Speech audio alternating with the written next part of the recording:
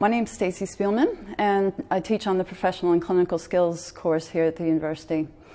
I am going to talk to you today about basic dog and cat care, although instead of looking at the basic needs such as food, shelter, and water, we're actually going to be looking more at the veterinary role and what kind of advice that you can give owners to enable the animal to have a better life.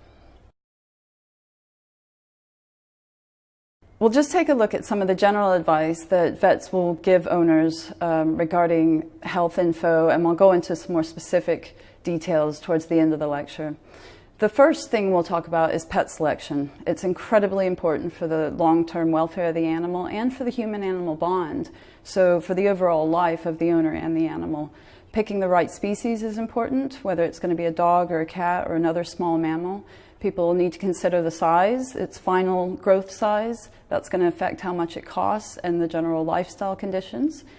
People will need to have a good think about grooming and decide, if it's a long-haired animal, if it's something that they're going to be able to manage. Some animals need to be groomed every single day.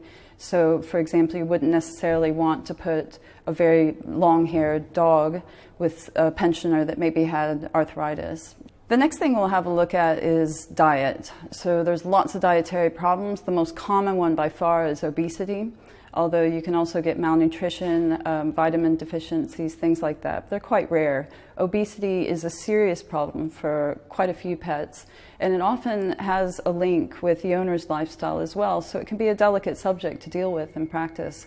It's something that vets have to really get comfortable talking about and approaching people about this kind of sensitive issue. The next thing we'll talk about is spaying and neutering.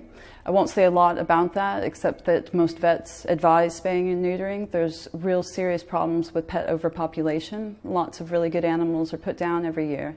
So it's important that owners know to take responsibility for that and have their pet spayed or neutered around the age of 6 months, although some people wait until dogs have had a first heat to do this.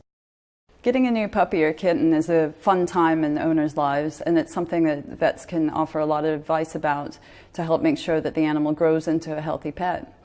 So one of the most important things is that animals need to stay with their mother until they're weaned. For both cats and dogs, that's usually at least 6 weeks, although sometimes they can be weaned a little bit earlier if, for example, maybe they're orphaned or their mother's not taking them anymore. But some animals will actually not be weaned until maybe 8 or 9 weeks. So there's a wide range, but it's important for owners to know not to take animals that are really, really young, because that means they probably haven't had a chance to be properly weaned yet. Another important bit of advice that vets give out is about puppy and kitten vaccines. Most kittens and puppies will start their vaccines between the ages of 6 and 10 weeks, and most of them are going to need at least 2 vaccines to keep them up to date. In some areas, rabies is also really common, so they will also need a rabies vaccine as they get a little bit older. Puppies and kittens are also going to need regular warming when they're really young, and it doesn't really matter if they haven't been outside yet or not.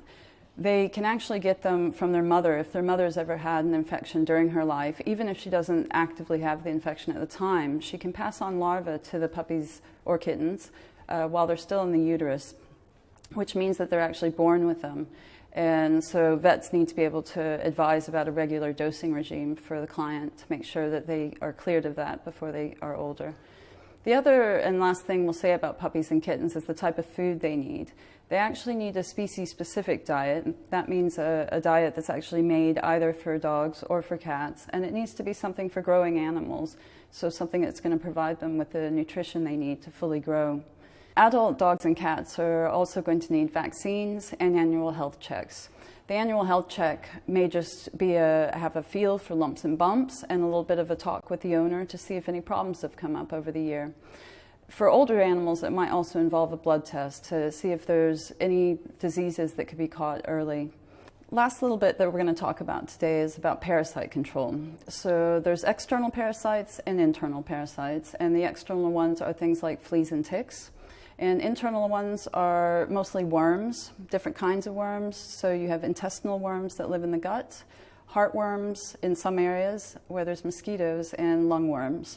So it's very important that the vet be able to advise on products that will prevent infection from those parasites. So I've just provided you today with some very basic elements of care from the veterinary perspective for dogs and cats. Obviously there's a lot more to it, and you'll be giving a lot of medical advice as well, but it's just enough to get you started on the routine things that you would be saying a lot as a vet.